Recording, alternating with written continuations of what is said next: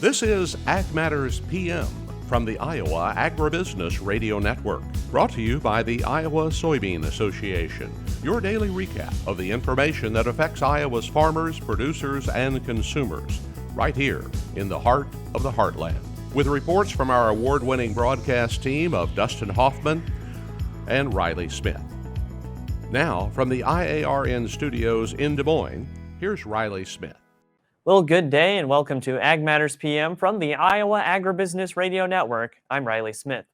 Today is July 5th, 2022. We hope you all had a great July 4th weekend, and we're so glad that you're here with us today. In today's episode of Ag Matters PM, I talk with Boehringer Ingelheim's Dr. John Waddell. We had a conversation at the World Pork Expo about the PRRS virus and what producers can do to control it and mitigate it if they have any outbreaks. We also take a look at that ag weather outlook, but first, let's run down the markets. It's time now for the Ag Matters PM Closing Market Summary, your source for market analysis and settlement prices from the day's trade in Chicago, courtesy of the folks at agmarket.net. Well, the markets are back open this week after the 4th of July weekend. Nice long weekend. Take a little bit of a break. But that doesn't mean the markets are looking especially good today. So we go to Robin Schmahl of agmarket.net. And Robin, what's going on today in the markets? Well, it seems like some of the places that had canceled fireworks yesterday because of some storms seem like they're doing them today. A lot of fireworks in the market. Not good for those who have grain to sell. Or actually in a lot of different areas. We saw a lot of selling across the board, across the commodities. And that was just a lot of concern over the whole economic situation for many of the outside markets, the grain markets. We had widespread rains in a lot of areas of plains, Midwest, upper Midwest. A little more of that coming yet, probably through the end of this week. And traders didn't have much else to look at. You didn't have anything to trigger short covering. The markets are oversold, but there's nothing to trigger the short covering at this point in time. So they really didn't have any reason to rally, but the extent of the selling was likely some of the buying that came into prior to the weekend, just in case, because a lot of times July 4th is a pivotal weekend. And then they had to liquidate those positions from long liquidation. Now, when we look at some of the other stuff involved in the market, Ukraine issues, they're not going away. Global supplies are tightening, and that is an issue. It's an issue for the food supply as we move through the year, and that doesn't really look like that's going to change a whole lot. So there's a positive aspect to the market that is just not an issue today. The whole complex is in the bearish situation. Now, Malaysian palm oil stocks or stockpiles seen at the lowest levels, or the largest levels, I should say, largest levels since November. And that hit soybean oil really heavily today. Just less demand, and the stockpiles are rising there. So that's added to the bearishness. Egypt also, in less than a week, has taken advantage of the lower wheat prices, and they've purchased about 10% of their yearly needs with these lower prices. So they've taken advantage of these lower prices. And even at that still didn't provide much support to the market. So the market may be overdone, but maybe not. It's oversold, like I said before. But just because the market is oversold technically does not mean that it needs to go higher. Right, and when would we expect some of that foundation to return and kind of bolster those prices again? Well, I think that if we start to see maybe a little more deterioration on crop conditions, which probably won't be this week, the next really thing that we could look at is pollination. I think in a couple of weeks when we move into corn pollination, or in a couple of weeks after that, we move into soybean pollination, I think that's the next thing on the agenda that really could trigger some buying into the market. All right, and what are we seeing on the other side of the marketplace in the livestock complex? The livestock complex, I want to focus on hogs first this time, because that had quite a divergence. A lot of spread trading was going on in hogs. We saw the July-August contracts substantially higher today, while the later contracts were lower. Later contracts were feeling the impact of the outside markets that were pressuring. The national direct or morning report, we saw cash up 63 cents. Now, there was anticipation that packers might be a little more aggressive buyers this week because it is Tuesday already, and they would take a look at what the demand was over the weekend. Now, midday cutouts would indicate that demand was probably pretty good, and retailers want to stock up because we had an incredible midday cutout price of $8.28 higher. Now, I'm sure it's probably not going to stay that way into the close of the day once they get the afternoon report, but $8.28, especially in the front months, traders could not turn a blind eye to that. So we are seeing some good things happening, at least up front, but the deferreds were pressured by what was going on in the rest of the complex today. Cattle, they were struggling. Pressured again by whatever was going on, the whole pressure on the whole outside markets. Now, that concerns me, the pressure on cattle, because of the significant decline we've had in corn price. That significant decline in corn has not had any impact on the cattle market. So they didn't have any influence. Now, packers have already some of the cattle purchased already for this week and next week. So it's going to leave them a little less aggressive for the next 2 weeks because they bought some ahead. Now, there was some anticipation that we might see a little bit lower cash this week, but now it almost seems like there might be a little more pressure than anticipated. It might be a real struggle for feedlots to even hold out for steady cash this week. Cutouts at midday were up slightly, 35 cents on select, up 23 cents on choice. That'll probably change in the end. Now, the cutouts have been struggling. We saw one day last week where they were pretty strong, but the trend has been lower, and that's probably a direct relationship to the economy, the inflation, and higher fuel prices, and the outlook for still a potential for a recession. All right, Robin, lots of great information today. For those of our listeners and our watchers who would like to learn more and get in touch with the folks at agmarket.net, how can they do that? You can call me directly at 877-256-3253 or go to agmarket.net. The phone number is on there and some other contact information. All right, Robin, it was great talking with you today, and we will be catching up with you again soon. All right, thank you. It's always a pleasure. That again was Robin Schmahl of agmarket.net. We'll go ahead and take a look at those closing numbers. That's courtesy of the folks at Bar Chart. At the close, July corn is down 18.5 at $7.36 even. September corn down 27.5 at $5.92 1/4. December corn down 29 even at $5.78 1/2. July soybeans down 50 3/4 at $15.75 1/4. September soybeans down 79 3/4 at $13.37 even. And November soybeans down 79 1/4 at $13.16 even. Soybean meal down 11.70 at $4.10.40. Soy oil down 4.81 at $59.62. Chicago wheat down 37.5 at $7.93 3/4. Minneapolis spring wheat down 58 even at $8.90 even.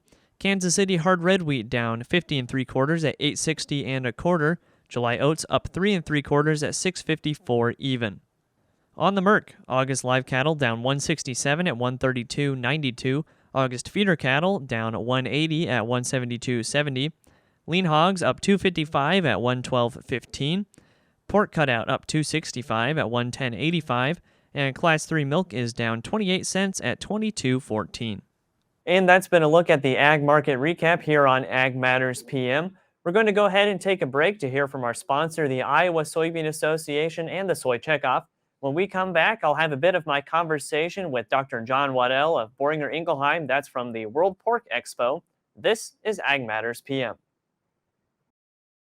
Iowa Soybean Association is driven to deliver for Iowa's 40,000 soybean farmers. We're proud to provide objective agronomic research, a helping hand with soil and water stewardship, and timely industry news powered by the Soybean Checkoff. Learn more at iasoybeans.com. Welcome back to Ag Matters PM from the Iowa Agribusiness Radio Network. I'm Riley Smith. Well, at the World Pork Expo, I had the chance to talk with Dr. John Waddell. He's the Director of Key Account Veterinarians for Swine at Boehringer Ingelheim. We had a discussion about the PRRS virus and what producers can do to mitigate and control any outbreaks that they might see.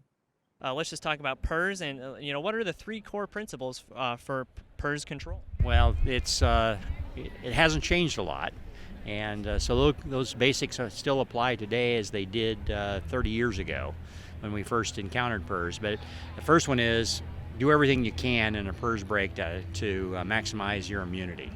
And then after that, you want to reduce the threshold for that shedding and reduce the spread. Anything you can do to put a lid on those farms to keep it from moving from pig to pig and from farm to farm.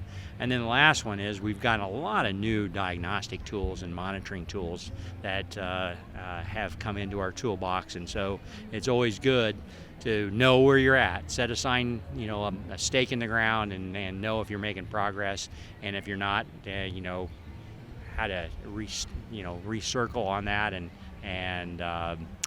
change your protocol.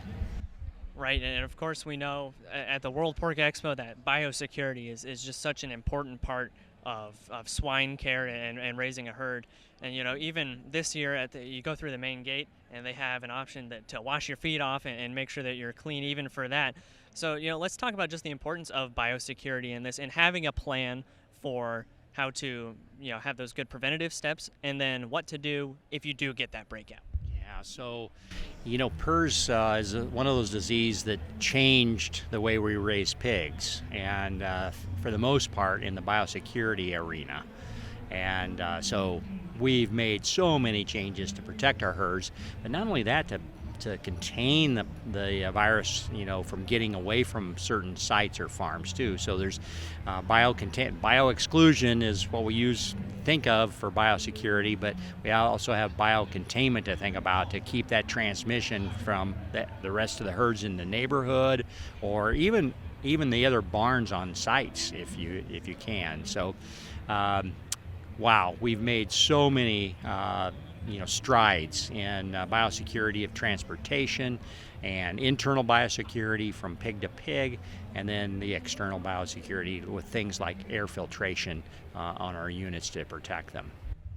Right, obviously, like we said, biosecurity, probably the biggest part of that, but what are some of the other ways that producers can maximize immunity and minimize exposure and transmission to PRRS? Yeah, well, one of the tools that we've had around for about 25 years now is our modified live vaccine. So Engelvac, PRRS, MLV does both of those things. So we maximize immunity. We get a direct benefit of reducing mortality, reducing lung lesions, and improving production. But then the indirect benefit is it reduces the spread and shed of virus from that animal. So you kind of reduce the mushroom cloud of virus that comes out of those units and the pigs, and so that's a huge benefit. I mean, we've got a lot of good data showing that it not only reduces the level of virus that's within a pig if they're well immunized, but you also reduce the duration of that immunity or that virus shed throughout that pig's life. Right, and such an important part of that is the ability of the vaccine to provoke the immune response, and I'm going to do my best shot, is immunogenicity, yes. or pretty close there. So let's talk about why that's so important in the context of PRRS control. Yeah, so that was a 75-cent word, but it really just means horsepower, or the ability to generate a good, strong, robust immune response to ward off the virus when the pig encounters it. And of course, it's always better to have the prevention piece in place rather than try to treat, because PRRS is a virus, and so it doesn't respond to antimicrobials and treatment as well as what it would as a preventative. And so there's differences between vaccines and tools for developing that immunity. And we really have always found, of course, to get a USDA license on any kind of a vaccine, you have to prove efficacy and safety. And there's a balancing act there. You want it You want it to not cause any disease when you put into the pig, but you want the pig's immune system to respond to it and develop an immunity as if it was being exposed to the live field virus. And we've hit a really good balancing act with PRRS Engelvac MLV, and we started referring to that power as horsepower, and it just does the job. Right, and I mean, let's talk about how much work goes into that. Like you said, there's a lot of process to go through to get that vaccine approved. But before you even get it approved, you got to figure something out that works first. So, maybe let's talk a little bit about the history of that vaccine that Boehringer Ingelheim has produced, and just how long it's been and how much work has gone into it. Yeah, well, first off, we had to discover what virus was causing PRRS, and then once that happens, then of course they have to take the virus, and we started with a really virulent strain in the early days of PRRS MLV, and then you pass it through cell culture. So you manipulate the virus so that it weakens it. I like to use the analogy of pulling its teeth, but you don't want to pull all its teeth. You want it to have the ability to, for the pig's immune system to react to it, thinking it's a virulent virus, so that the pig recognizes then the field strain when it comes along. And so it took us a few years to, once the virus was discovered, to develop the technology to replicate that vaccine virus and then attenuate it. How many times did it have to be passed to in cell culture to become attenuated? Right. So, with all this information on the vaccines, and hopefully for those of our listeners who raise swine, maybe, make them consider to take this a little more seriously and really buckle down on biosecurity. So what advice would you have for Iowa producers especially who have been looking for ways to kind of buckle down on biosecurity because they don't want to deal with stuff like PRRS or any of the other diseases coming through? Yeah, so I would urge any producer to work closely with their herd veterinarian, and because they're usually well up to speed on the latest information, latest science. But it's not just biosecurity and it's not just vaccine. It's all those things together. Pulling out of the toolbox for each individual case to really be able to solve PRRS in the long run, or for individual herds. And I've often said there's no one set recipe because every farm's a little bit different, and PRRS is the most variable virus that we've ever encountered. It's changing. It's called an RNA virus, which means it changes constantly, kind of like what COVID does. And so you got to respond, and we often say the answer doesn't just come strictly out of the bottle. You've got to use that vaccine in the right animals at the right time, in the right way, in the right frequency, at the right dose, and then couple that with biosecurity and management practices like make rebel or partial depop or bubble depop to control that virus from a holistic standpoint. And it's just like you mentioned there. You always want to have a diverse toolkit for all this. With the vaccine, the biodiversity, you always want to have a plan A, plan B, plan C, and beyond that. Yeah, absolutely. I always say when you approach a problem, there's 5 steps. First off, you got to know your current status. Next thing is you better have a good goal. The third thing is, what are your constraints? There's some people that say, yeah, I want to get rid of PRRS. Okay, well, then depopulate. Well, I can't do that. Well, that's a constraint. So then you know those 3 things, and then you develop your plan. But the last step of that 5-step process is to monitor and, circle back if something isn't reacting the way you want it to. And if it isn't as good, you circle back to your plan, tweak your plan, and then continue to monitor. And we've got such great new diagnostic tools that we didn't have 25 years ago that we do today. So it's truly a holistic approach. Right. So lots of information today, John, for those of our listeners who are maybe considering buckling down on that, getting more information, maybe checking out that vaccine as well. What's the best way for them to get started in that process and really buckle down on keeping those pigs healthy? Yeah, so I think attending meetings like here at the World Pork Expo and working with your herd veterinarian and all the other resources that you've got available to you. Take advantage of those, educate yourself, and the only mistake you can make is to quit trying. And just keep after the basics, make sure you know what you're dealing with, and attack it one piece at a time. That again was Dr. John Waddell of Boehringer Ingelheim. Well, right now let's go ahead and take a look at that ag weather outlook. Well, if you were outside yesterday celebrating the 4th of July, you know it was hot and muggy for most of the day, and well, today is not really any different. Much of the same temperatures, heat indexes over 100, and we do in fact have a heat advisory across the entire state. So if you are outside today, make sure you stay cool and stay hydrated. Now, for the next day or so, we could get some storms and a little bit cooler temperatures, maybe upper 80s, but it's still cooler than 90. So let's go ahead and take a look at what the National Weather Service has to say for the next 24 hours.